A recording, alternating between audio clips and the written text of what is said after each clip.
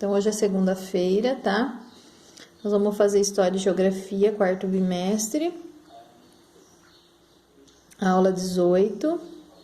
Ainda nós vamos usar o livro aqui, tá? Unidade 4, Percorrendo a Distância, capítulo 7, do carro de boi ao caminhão.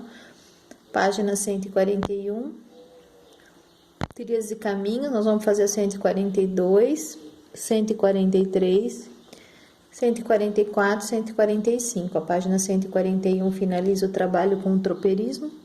A 144, 145 encerra um capítulo com uma síntese da reflexão ofertada na página 142, 143. Desta forma, sugere-se o trabalho apenas na página 144, 145, como a finalização do capítulo 7, tá? Então, vamos lá. A página 141 é a continuação do tropeirismo, tá? Então, aqui no final do século XVIII, início do século XIX, a extração e a comercialização do ouro em Minas já havia diminuído, mas crescia o cultivo e a colheita da comercialização do café. As tropas de animais de carga, as mulas e os burros, continuavam a ser usadas, dessa vez no transporte do café até os portos. O problema é que esse transporte era lento e as fazendas ficavam distantes dos portos. No transporte de café era comum que alguns dos animais morressem durante o trajeto. E parte da produção se perdesse antes de chegar ao porto. Além de demorado, o transporte do café no lombo de mulas era ineficiente.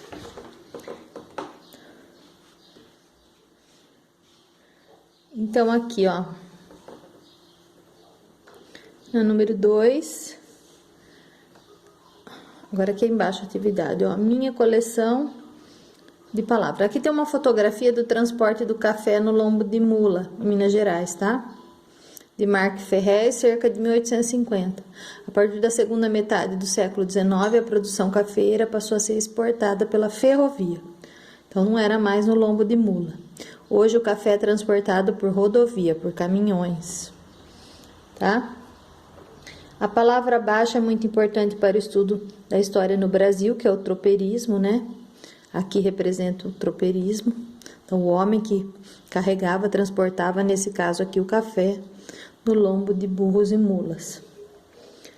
Você já ouviu alguma vez essa palavra no seu dia a dia? Você já tinha ouvido a palavra tropeirismo? Se sim, você escreve que sim, se não, não, tá? Pesquise na internet, em livros, explique por que um prato típico do Brasil recebeu a palavra tropeiro em sua denominação. Em seguida, discuta com seus colegas. Então, tem um alimento que chama feijão tropeiro, tá? Então, por que ele recebeu, por que vocês acham que ele recebeu esse nome, tá? Faça uma anotaçãozinha aqui embaixo.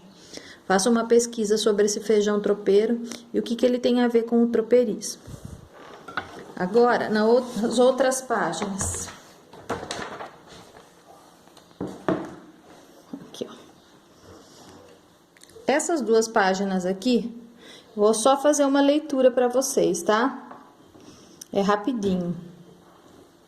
Depois vocês só vão resolver a página 145. Então, dos caminhos aos trilhos, até a metade do século XIX, o Brasil não possuía muitas estradas. Os caminhos eram mais comuns. Leia-se a seguir como era feito o transporte pelo caminho do mar, que ligava a cidade de São Paulo ao Porto de Santos. Era por esse porto que se exportava a maior parte do café do país. Então, aqui tem um texto que fala o transporte pelo caminho do mar. Ainda em 1860, as carroças que por eles trafegavam caminho do mar não conseguiam transportar peso superior a 50 arroba, aproximadamente 750 quilos. A viagem entre São Paulo e Santos, considerando a ida e volta, consumia de 10 a 12 dias. Os acidentes eram frequentes, com a perda de animais e de carga. Na época das chuvas, quando as tropas eram obrigadas a fazer paradas mais longas, as viagens se tornavam mais demoradas, aumentando a perda de mercadorias. No século XIX e no século XX, as ferrovias foram construídas principalmente por causa do transporte do café, que é muito importante, tá? Elas substituíam as tropas de animais, aumentando a quantidade de café transportada, diminuindo o tempo das viagens. Isso ajudou a desenvolver o comércio do produto e aumentou o lucro dos produtores. Em 1867 foi inaugurada a estrada de ferro Santos-Jundiaí, que passava também pela cidade de São Paulo. Além de transportar o café do interior do estado de São Paulo até o Porto de Santos, essas e outras ferrovias construídas na época ajudaram a desenvolver o comércio, a indústria e as comunicações. A estrada de ferro Santos-Jundiaí também foi importante por transportar milhares de imigrantes que desembarcavam no Porto de Santos, levando-os de São Paulo às fazendas do interior, tá? Se você quiser aqui, ó, só responde a questão 1, que é uma pergunta pessoal. Você já viajou de trem para onde? A número 2 não precisa. Agora aqui. Além das ferrovias que ligavam cidades e iam em direção ao interior dos estados, começou a ser construído o transporte urbano sobre trilhos em algumas cidades. O primeiro trem urbano do país foi inaugurado em Recife, há cerca de 150 anos atrás. Leia o texto a seguir. A Machambomba. A cidade era cortada em várias direções pelas companhias de trem urbano. Todas eram atendidas devidamente. O processo se iniciou em 1867. O primeiro trem urbano, a Machambomba, foi também o primeiro na América Latina. Não passava de uns carrinhos diminutos, puxados por uma locomotiva, mas o resultado foi dos melhores, causou muita admiração e medo dos moradores. Então aqui tem uma imagem, né, de como que ele era. Hoje em dia, muitas linhas de trens para o transporte de passageiros foram desativadas em todo o país. Muitas estações foram fechadas e alguns transformados em museus ou centro cultural. Então esse trem que transporta pessoas, ele foi utilizado um bom período no Brasil. Ele surgiu primeiro para transportar carga, depois surgiu esse aqui que transportava pessoas, surgiram vários outros trens desse, e hoje existe muito pouco, quase nada, né? Hoje existem trens mais sofisticados, que é o metrô, né? E algumas cidades ainda tem trem que transporta pessoas, mas não na nossa região. Na nossa região, o trem transporta cargas, tá? Agora a questão 1 e 2 vocês não precisam fazer. Vamos para outra página. Assim como as cidades brasileiras mudaram com o tempo, os meios de transporte também se transformaram. A imagem abaixo é uma montagem de duas fotografias que representam o mesmo lugar da cidade de São Paulo, mas foram tiradas em épocas diferentes.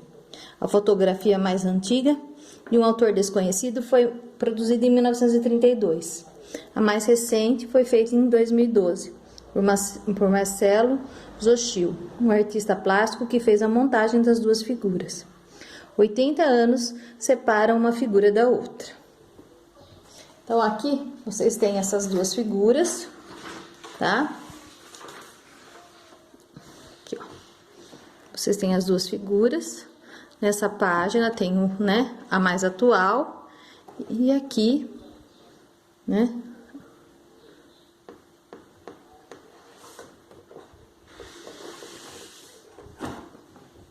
Observe, aí vocês vão responder na página 145.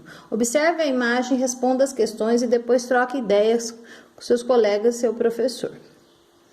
Que elementos da foto de 1932 são mostrados na imagem? Então, aqui nessa outra página, quais são os elementos de 1932 são mostrados aqui?